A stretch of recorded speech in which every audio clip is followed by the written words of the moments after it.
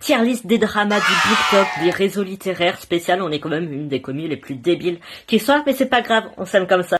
Pas plus de blablatage, je vous présente les catégories de ma magnifique tier list. Nous avons dans la catégorie ultime, la plus grave, celle où c'est vraiment les dramas où je suis en mode, mais comment c'est possible que des gens aient pu faire ça, genre, achetez-vous un cerveau. Eh bien justement, cette catégorie se nomme sobrement absent à la distribution de cerveau. Ça aurait aussi pu s'appeler Qu'Allah t'accorde un cerveau comme un dialogue d'un de mes romans, mais ça fait un peu mégalo. Putain, la luminosité! La seconde catégorie s'appelle la catégorie pourquoi.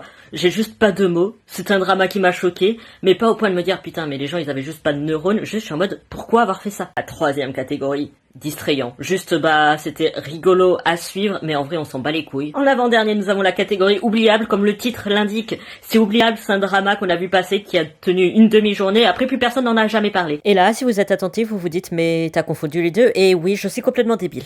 Et enfin, c'est pas un drama, parce que des fois c'est juste des trucs, j'ai l'impression que les gens ils se montent la tête pour rien, surtout ici, mais bref. Putain, mais c'est quoi cette luminosité? Le soleil était stable tout à l'heure, et là maintenant il y a des nuages. Bref, maintenant qu'on m'a accordé le calme et la sérénité, commençons cette magnifique tier list. Le premier est un certain livre qu'on a pas mal vu passer récemment sur les sphères littéraires, une certaine romance entre un SS et une résistance. C'est quoi ça? Une romance qui a fait débat, qui a fait se demander est-ce que la liberté d'expression doit avoir des limites? Est-ce qu'on a le droit de romantiser des nazis volontaires?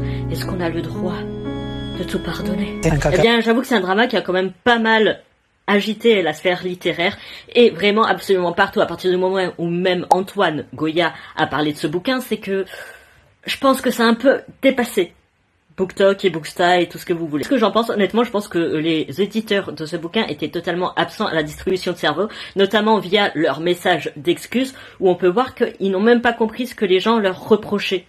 Parce que leur seule action a été de supprimer le mot SS du résumé dans les différents sites de distributeurs.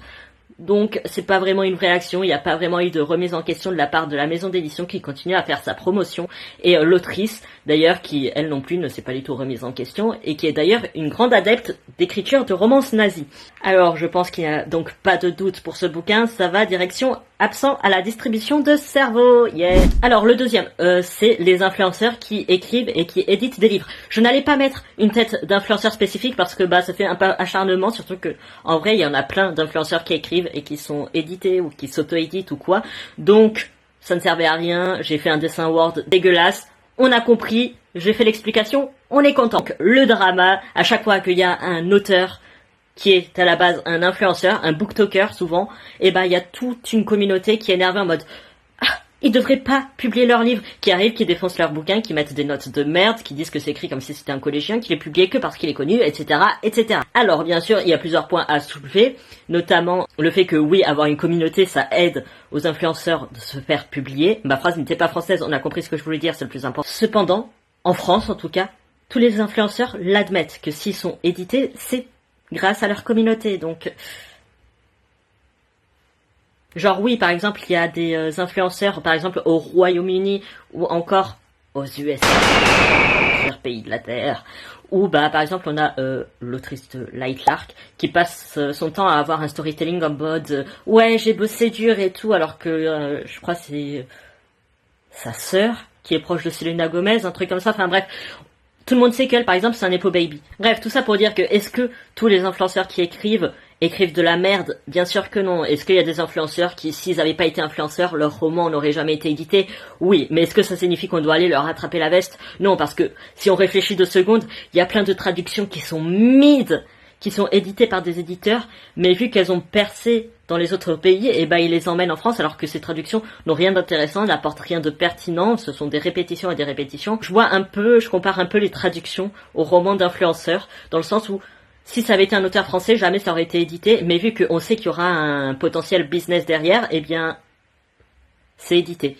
Bref, du coup, tout ça pour dire que, honnêtement, ce sont des débats qu'on voit en boucle et en boucle depuis des années, pardon. Ça tourne en rond, c'est pas franchement intéressant, donc allez, on met dans distrayant parce que je suis sympa et en vrai, ça m'amuse un peu quand ça revient dans ma TL, mais en fait ça m'amuse quand c'est les influenceurs eux-mêmes qui s'auto-vannent à ce sujet. Genre par exemple Paulat qui s'amuse à lire les avis négatifs qui n'ont absolument aucun sens, c'est très rigolo. Alors j'ai pris une big capture d'écran d'un site internet, je sais pas du tout si on comprend ce qu'est cette catégorie, mais ce sont les dark romances. On peut voir un pixel de Captive et un pixel de Borderline. Donc c'est tous les dramas, est-ce qu'il faut interdire les dark romances, blablabla, enfin toute la panique autour des dark romances, je l'ai réunie en une seule case. Alors qu'en vrai, il y a plein de débats différents par rapport à la dark romance. Genre, les gens qui sont fondamentalement contre ce genre, les gens qui sont pour limiter ce genre aux mineurs, les gens qui sont en mode c'est de la merde. Enfin bref, il y a plein de débats autour de la dark romance. Mais j'ai décidé de tout réunir en une seule case parce que j'avais la flemme.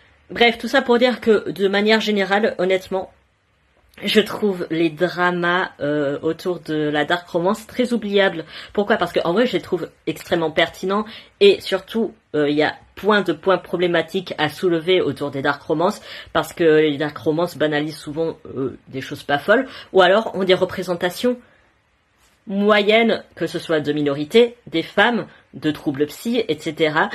Donc il y a plein de choses à soulever autour de la dark romance et peut-être un jour je me taperai une déterre pour faire une vidéo complète autour de ce sujet de A à Z. Nope. Tout ça pour en venir au fait que, honnêtement, la plupart du temps c'est plus de la panique morale qui fait border conservateur ou alors des gens un peu trop élitistes sur la littérature qui sont en mode « J'aime pas, c'est écrit trop simplement, c'est écrit pour les femmes ». Ou des trucs comme ça, plus que des vraies critiques. Donc honnêtement, je trouve ça plutôt oubliable. Vous avez le droit de pas être de mon avis. Je n'ai jamais lu de dark romance. Il y en a une qui attend patiemment que je la lise. Celle-là, parce que j'ai vu des retours intéressants à son sujet. Et oui, j'ai dû en parler 37 milliards de fois de ce bouquin sans avoir encore une fois commencé une seule page. Mais promis, je m'y mettrai. Bref, tout ça pour dire que nous, on range dark romance dans oubliable. Pause, il manque un bout de vidéo, je ne sais pas où il est passé, c'est devenu un lost media, mais du coup, il vous manquera une partie de ma tier list. Et vous devrez vivre avec. Désolé. Je sais, la déception est présente pour moi aussi. Le soleil qui a encore décidé de se barrer, je suis désolée pour la luminosité de merde. Je déménage et je vais faire exprès d'acheter du matériel pour faire des bonnes vidéos de meilleure qualité. Mais honnêtement, j'ai pas envie de m'acheter une ring light partir dans 2 semaines et me trimballer avec dans un putain de train. Donc, vous allez devoir supporter la lumière changeante. En tout cas, nous arrivons au dernier drama des dramas BookTok, Booksta. Il y a marqué apolitique avec plein de petits cœurs et quelqu'un allongé sur l'herbe d'un champ, caressé par le doux soleil, par les doux rayons d'un soleil au coucher de soleil. Ouais, ce que j'ai dit n'avait absolument aucun sens et ça se prétend autrice. Bah, ça fait peur les auteurs en 2025. Oh putain, le jaspage de mon bouquin, il est en train de souffrir. Oh non!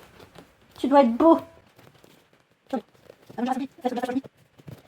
Bon, tant pis. Les derniers dramas, ce sont par rapport à toutes les personnes qui se proclament apolitiques, qui disent que la littérature n'est pas politique, qu'elle ne devrait pas l'être et que Instagram et TikTok devraient être une safe place. Putain, le soleil revient. Il était stable pendant 2 minutes, le temps que je commence à parler, il se désactive. Putain, je suis en train de faire un AVC. Il arrête d'être stable. Voilà, on va arrêter d'inventer des mots compliqués. Bah du coup, c'est un débat qui revient assez souvent, genre vraiment tous les mois, j'ai l'impression.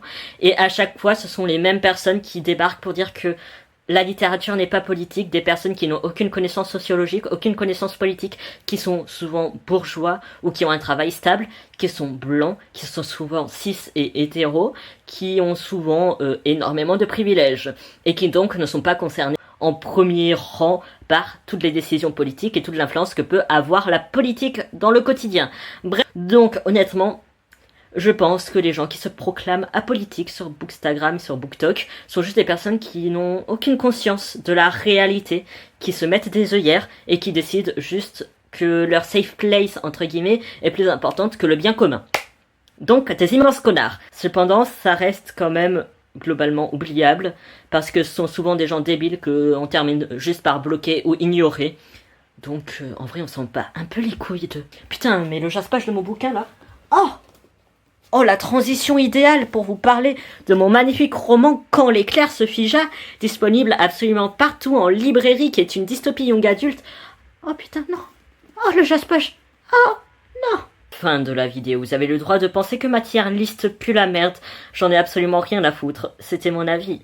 En tout cas, si jamais vous avez d'autres idées de dramas qui datent peut-être un peu plus, n'hésitez pas à me le dire. Juste, on évite les dramas qui concernent une personne spécifiquement parce que ça s'apparente à du harcèlement ou du moins à une forme d'acharnement et je n'ai pas envie de reproduire ce genre de schéma pour des raisons évidentes j'ai une éthique. Donc si jamais vous avez d'autres idées, la lumière se pète encore la gueule, n'hésitez pas à les écrire en commentaire. Et aussi, abonnez-vous, tout ça. Influenceur de merde.